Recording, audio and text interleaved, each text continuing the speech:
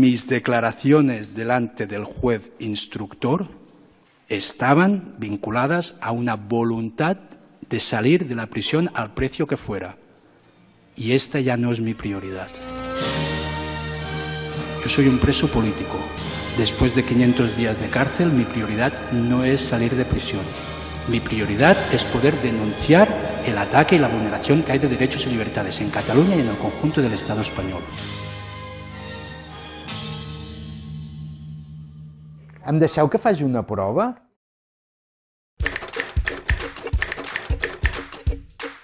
Estamos hablando de democracia, no estamos hablando de nada más que de ejercicio de derechos fundamentales.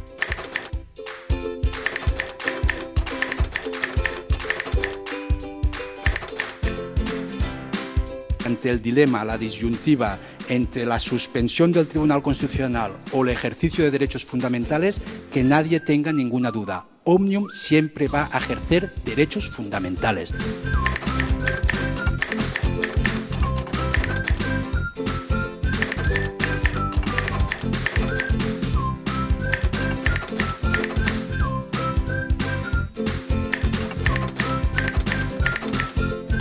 Que el Estado de Derecho no está por encima de la democracia, porque el franquismo también era un Estado de Derecho, lo que no era social y democrático.